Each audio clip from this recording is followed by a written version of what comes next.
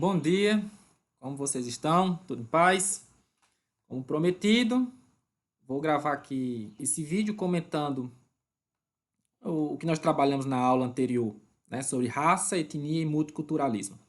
Alguns pontos que não deu tempo de trabalhar na aula, eu vou continuar aqui nesse vídeo e alguns conteúdos que nós discutimos eu vou revisar. Caso alguém perdeu, assistindo esse vídeo, fica por dentro de nossa discussão na aula passada. Então, esse bimestre nós vamos trabalhar com o capítulo sobre raça, etnia e multiculturalismo. E vamos começar pela ideia de raça e etnia como categorias socioantropológicas. Certo que o capítulo do livro didático começa ali sobre discriminação, preconceito, racismo. Mas antes de discutir sobre racismo, preconceito e discriminação, eu quero comentar com vocês essa origem, esse surgimento de raça e etnia como categorias sociais que servem para classificar, dividir e hierarquizar indivíduos. Então, de onde é que vem essa ideia de superioridade de raça que fundamenta o racismo? E nas próximas aulas também vamos falar sobre etnia, vou trazer aqui os pensamentos de alguns grupos étnicos, indígenas, brasileiros, sua diversidade. Por quê? Porque a gente combate racismo e discriminação entendendo e aprendendo sobre outros povos também. Então vamos lá à nossa aula. Raça como um problema, eu coloco aqui problema com aspas, no sentido de que é um problema, uma questão, né? Em que momento a raça se tornou essa questão para merecer toda uma discussão sociológica ou científica, que nós vamos falar de um racismo científico. Hoje, o racismo é preconceito, mas antigamente foi um conceito científico que teve que, com muita disputa, muita ação dos movimentos sociais, ser refutado como um pseudociência. Mas no século XIX, início do século XX, existia sim uma ciência das raças, né? Que hoje é uma pseudociência. Por que pseudociência? Porque está mais imbuída, encharcada, cheia de preconceitos do que de evidências científicas. Então, eu quero que vocês pensem aqui raça entre o discurso biológico e o discurso sociológico. Como assim? Existem raças? Numa perspectiva biológica, e aí eu não tenho competência para comentar sobre a dimensão biológica do conceito, você pode tirar essa dúvida com o professor de biologia. Essa referência, por exemplo, a raça entre animais, não a raça entre humanos. Então, numa perspectiva biológica, eu não posso adentrar nos detalhes. O que eu considero é que raça, enquanto um conceito biológico, não nos permite falar em hierarquias sociais e dizer que um grupo A é superior a um grupo B porque tem uma raça A e não uma raça B. Raça não é pressuposto para valoração e valoração social, como se acreditou, por exemplo, no século XIX e século XX. Nesses séculos, no início do século XX, por exemplo, nós vamos ver uma foto lá na frente, que se você falasse de modelo de beleza, você teria justamente o que? A ideia da raça branca, da raça ariana. Pense na Segunda Guerra Mundial, quando os alemães, os nazistas, acreditavam que sua raça era superior às demais. Então eles acreditavam nessa superioridade racial e fizeram os crimes, cometeram os crimes que cometeram, né, de extermínio, de genocídio.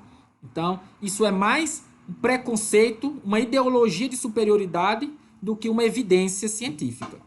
Então, você vai ter a discussão sobre raças no campo da biologia e na nossa discussão aqui no campo da sociologia. E discutir raça sociologicamente é pensar como os sujeitos interpretam, dão sentido a essa noção e organizam ela no seu dia a dia. Como é que as pessoas entendem essa ideia de raça, de racismo e usam isso no seu cotidiano? Raça, para nós, então, é uma categoria relacional e não normativa. Como assim? Ela é relacional porque ela surge de um contexto de relações de poder. Entre conflitos entre grupos, conflitos entre grupos é que vão fomentar, vão dar forma a esse entendimento que nós temos de raça hoje. Então, ela não é uma categoria que institui uma norma e nem é natural. Ela é produto de relações sociais, por isso que ela é uma categoria relacional. Em outras palavras, estamos falando aqui de raça como uma construção social. E por que isso é importante? Porque a gente vai abolir das nossas discussões em sociologia os essencialismos. Qual é a essência da sociedade, a essência do ser humano, a essência dos conceitos de raça, a essência... Não. Para a sociologia, não existe nada com uma essência, como se fosse dado pela natureza. Ao contrário, tudo é resultado de uma construção social. E essa ideia de construção vai ajudar a combater os essencialismos sobre raça. Por exemplo, a raça branca ela é uma raça por natureza superior. Isso é o resultado de uma construção. A natureza não fez branco superior a negro. Resultado de uma construção social. Então vamos combater os essencialismos, né? O racismo científico. Como eu disse, né? Houve um momento na história que o racismo foi sustentado por concepções que se diziam científicas. Por exemplo, a eugenia e o darwinismo social. Vamos ver o que foi esses dois. Surgiram no final do século XIX e início do século XX, tentando comprovar cientificamente a existência de raças superiores e inferiores, recorrendo às ciências naturais e seus métodos à época. Medições de crânio e nariz, por exemplo. Então você vai ter cientistas que vão tentar justificar a superioridade e inferioridade de raças, procurando na natureza dos corpos essa justificativa. Por exemplo, medição de crânio. Houve uma ciência que se chamava craniometria. O que era a craniometria? Só dar uma avançada aqui para vocês verem, né? A medida dos crânios diriam sobre a personalidade de uma pessoa. Então, esses cientistas começaram uma cruzada em medir crânios de pessoas. Por exemplo, as cabeças do bando de Lampião foram levadas para estudo, porque se acreditava que um determinado tamanho do crânio justificaria as tendências de uma pessoa ser criminosa, ou ser artista, ou ser intelectual. Até comentamos em sala de aula sobre a ideia do cearense cabeça chata. Eu vou deixar um texto complementar para quem tiver curiosidade sobre essa ideia do cearense cabeça chata e a origem desse preconceito, para vocês lerem, caso desejarem. E vi um pouco disso, dessa ideia de que o tamanho, o formato de uma cabeça diria sobre a personalidade de uma pessoa.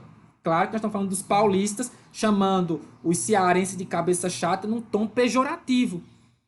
Por quê? Novamente, a ideia de raça como resultado de uma relação de poder. O preconceito deles sobre os cearenses é que dá essa ideia de que o formato de nossa cabeça, a cabeça de um cearense, a cabeça de um nordestino, diria sobre sua personalidade. Ou seria produto do seu meio. Ah, o cearense tem a cabeça chata porque Ceará é só seca, né? Então tem que andar com um pote na cabeça, tem que andar com as coisas na cabeça e isso tornaria a cabeça da pessoa chata. Isso é resultado de um preconceito, mas que tem fundamentos que foram enraizados na nossa consciência coletiva lá no século XIX e século XX, quando se usava de argumentos científicos para justificar o racismo.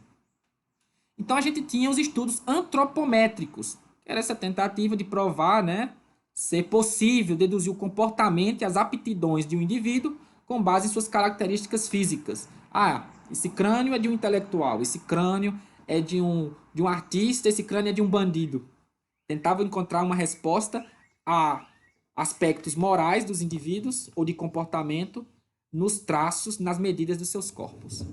Então, um desses racismos científicos era a eugenia. O que era a eugenia?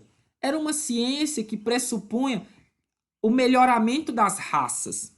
Por quê? Porque se acreditava que a raça branca é superior, a raça negra é inferior. Lógico que o cruzamento entre um branco e um negro daria o quê? Uma raça enfraqueceria, inferiorizaria o branco.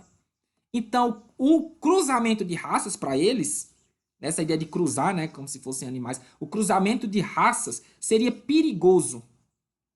E para evitar esse perigo, se acreditava que os brancos deveriam apenas se relacionar com brancos, porque o cruzamento de raça diminuiria o valor da população branca. Ou seja, o mestiço, o mulato, esse seria um ser degenerado. Tinham outros teóricos, por sua vez, que acreditavam o contrário, que a raça branca, se relacionando com outras raças, enobreceria. Por exemplo, com o passar do tempo, se trouxéssemos muitos europeus imigrantes para o Brasil, no futuro o Brasil se embranqueceria. Então, através do cruzamento de raças, se formaria futuramente uma nação branca, porque se apagaria os resquícios, né, de sangue genéticos da população negra e indígena. Então, houve um movimento no Brasil, principalmente na Primeira República, de trazer muitos imigrantes para substituir a mão de obra escrava, né, a mão de obra escravizada. Estamos falando ali a abolição em 88, os imigrantes começam a chegar. Por quê? Porque a ideia é de expulsar a população negra, trazer uma população europeia branca, porque se impedia também a vinda de negros para o Brasil. Queriam apenas pessoas brancas. E uma tentativa de embranquecer o país. Então, a eugenia era um racismo científico. Na época tinha status de ciência, mas hoje sabemos que é o quê? Uma pseudociência. É mais fruto de preconceito do que de um estudo científico aprofundado. E, por exemplo, em São Paulo, em 1929, houve o primeiro concurso de eugenia, né? Que era para escolher a criança que representaria o brasileiro perfeito. E quem seria essa criança? Claro, uma criança branca, a foto é preta e branca, mas provavelmente os olhos dessa criança devem ser claros. Então, esse seria a figura do brasileiro que se desejaria que nascesse no Brasil. Isso aqui, ó, em 1929. E encabeçado por quem? Pela Sociedade de Medicina de São Paulo. Para você ver o peso desse racismo científico. Uma instituição médica em São Paulo promovendo a escolha do brasileiro perfeito, né? A criança perfeita, que seria uma criança branca. Isso está inscrito nas instituições brasileiras, historicamente. Por isso a dificuldade, às vezes, de desenraizar o racismo, porque ele tem uma tendência histórica. São anos e anos escrevendo no imaginário brasileiro o racismo. Então você vê o trabalho de desconstruir isso na sociedade atual. Também tinha o darwinismo social, que é o quê? A ideia de seleção natural. Novamente, só reforçando aquela ideia de que uma raça seria superior à outra e, a partir das dinâmicas sociais, uns grupos estariam mais propícios a evoluir do que outros. E com o tempo desapareceriam. Como a população negra e indígena, com o tempo desapareceria e o Brasil seria totalmente branco. Essa ideia de hierarquização racial. A ideia do darwinismo social. Então aqui eu tenho alguns nomes, né? Se vocês quiserem pesquisar, conhecer mais, dessas figuras que ficaram conhecidas justamente por fortalecer essa ideia de um racismo científico. José Arthur de Gobineau, né? O Cesare Lombroso. O Lombroso ficou muito conhecido por essa ideia das medições de crânio, né? De medição de nariz, lábios, para identificar os tipos de personalidade das pessoas a partir dos seus corpos. O Raimundo Nina Rodrigues, brasileiro. Os dois anteriores não eram brasileiros, né? O José Arthur de Gobineau, se não me engano, era francês. O Cesare Lombroso, italiano, né? Médico italiano. Já o Raimundo Nina Rodrigues, ele era médico e antropólogo brasileiro. Então, ele foi estudar a criminalidade. Foi ele que estudou também sobre o cangaço, alguns cangaceiros na Bahia, procurando encontrar os traços da criminalidade nos corpos das pessoas. Por quê? Porque se você consegue identificar, por exemplo, um crânio de criminoso, então uma criança com 15, 14, 13, o seu crânio já diria o futuro dela. Ó, essa criança vai ser criminosa, ela tem cabeça de criminoso. Vocês veem aí o peso desse racismo tentando se apresentar enquanto ciência? Era uma forma de querer determinar a identidade, a personalidade dos indivíduos. Vamos evitar a criminalidade. Vamos pegar as pessoas com cabeça de criminoso e vamos já começar um processo de socialização, de reeducação, de extermínio. Então, esse é o peso do racismo científico naquela época. Hoje, uma pseudociência, ninguém leva mais a sério. Algumas pessoas de vez em quando aparecem dizendo algumas barbaridades do tipo, mas pessoas assim a gente tem que combater, né? Refutar com os argumentos científicos, no caso aqui nossos sociológicos da atualidade. Romper com esses preconceitos. Novamente, né, o trabalho de medição de crânio, como era. Alguns exemplos, olha, como seria o crânio de um sujeito branco, negro, e aqui embaixo de um macaco. E eles comparavam o crânio de um sujeito negro com o crânio de um macaco. Vocês veem, então, novamente, essa ideia de que o sujeito negro estaria próximo da animalidade, diferente do branco, que seria nobre. Novamente, racismo, isso, preconceito. E como eu disse, nessa questão racial e exclusão político-social no Brasil, nós temos essas balizas históricas, né? Que você vai ter a desagregação do sistema escravista, como eu comentei. Em 1888, abole-se a escravidão, mas o que acontece com a população negra? É inserida na sociedade brasileira? Não. Procura-se excluí-las, colocá-las à margem. Haviam sim projetos, para você ter uma ideia. Abraham Lincoln aboliu a escravidão nos Estados Unidos, mas ele tinha projeto de trazer pessoas negras ex-escravizados aqui para o Brasil. Foi que o governo brasileiro soube antecipadamente e estabeleceu decretos que negros do estrangeiro não poderiam entrar no Estado brasileiro. Ou seja, a abolição da escravatura veio acompanhada de um desejo de eliminar da terra a população negra, mandar de volta para a África. Tinham projetos de mandar essa população novamente para a África. Então não houve esse processo de inclusão. Ao contrário, a ideia foi justamente trazer os imigrantes europeus para substituir a mão de obra escravizada. Aí você tem a emergência do racismo científico e do darwinismo social, a ideologia do branqueamento, essa ideia de que o Brasil precisaria se embranquecer para poder se civilizar, ou seja, um país civilizado era um país branco. Então, se fomentou, né, se alimentou políticas públicas de embranquecimento do país.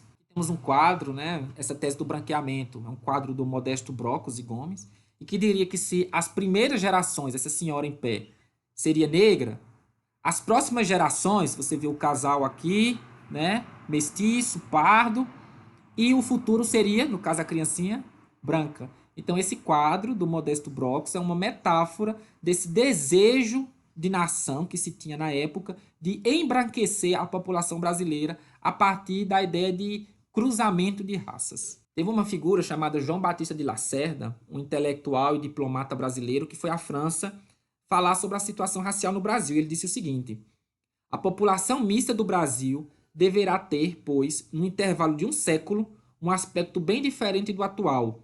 As correntes de imigração europeia, aumentando a cada dia mais o elemento branco desta população, acabarão, depois de certo tempo, por sufocar os elementos nos quais poderia persistir ainda alguns traços do negro. Ou seja, esse diplomata foi na França palestrar sobre o futuro do Brasil civilizado branco. E que com a imigração, com os migrantes europeus, os imigrantes europeus, se embranqueceria e desapareceria o sangue negro. Ele nem comenta o sangue indígena, porque já se acreditava naquela época que os indígenas estariam desaparecendo, já estariam em vias de extinção. E se eu disser a vocês que teve gente que achou ruim, criticou, por quê? Porque eram contra essa visão preconceituosa? Não, porque disseram que 100 anos era muito tempo, era para isso acontecer antes. Para você ver o peso do racismo naquela época, 1911. Em resumo, o Brasil encabeçou historicamente um projeto político de branqueamento social e eliminação da população negra. A gente pode chamar isso de necropolítica. O que é uma necropolítica? Uma política para a morte. Isso é um conceito de um cientista político camaronês, africano, chamado Achille Mbembe. Achille Mbembe. Se vocês jogarem no Google o termo necropolítica, vão ver muita referência a ele. E ele fala isso, de uma política para a morte. O Brasil teve e ainda tem uma política para a morte da população indígena e da população negra. Nós estamos vendo genocídios, estamos vendo os extermínios da juventude negra, da população indígena sendo exposta dos seus territórios pelo agronegócio. Isso está na política institucionalizada do Brasil. Não é só uma coisa de partido A ou partido B, presidente A ou presidente B. Está inscrito na lógica de funcionamento da política brasileira. Estamos falando de um racismo institucional. O racismo não é só um ato individual, não. Também se inscreve nas instituições. Nas instituições políticas. Nas instituições educacionais, nas instituições policiais, nas instituições jurídico-legais. O racismo se inscreve nas instituições. Então, depois nós vamos falar um pouco sobre essa ideia de racismo institucional, né? Como identificar, como combater o racismo institucional. Eu só quero que vocês compreendam que a história do Brasil é a história de uma inscrição do racismo nas nossas instituições e no modo de pensar. Por isso que ainda vemos resquício e forte desse racismo ainda hoje, porque ele é um produto histórico. Então, portanto, de trabalhoso de desconstruir.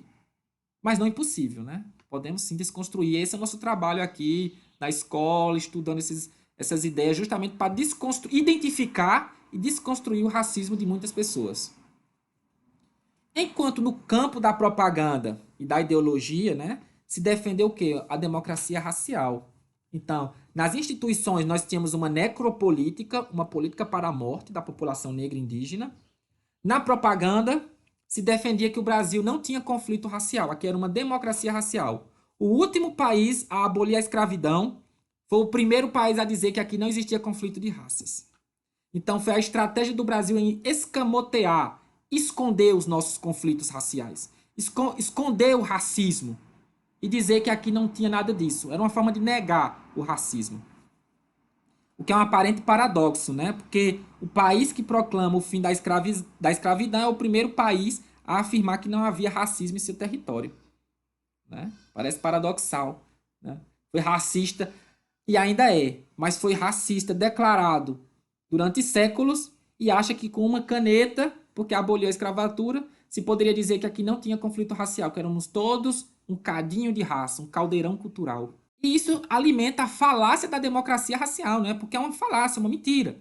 A gente tem que entender democracia racial em duas perspectivas: como fato ou como um desejo futuro.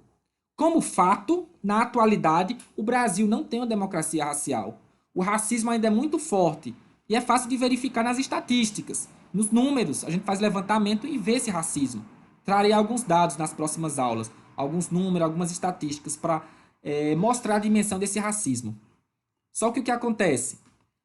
Autores como Gilberto Freire, por exemplo, vai defender essa democracia racial como um fato, como se realmente existisse. Ou seja, fecha-se os olhos para o racismo e o preconceito no Brasil. Já outra figura muito conhecida, Florestan Fernandes, vai criticar esse mito da democracia racial e dizer: democracia racial é uma perspectiva que nós desejamos, porque ainda não temos.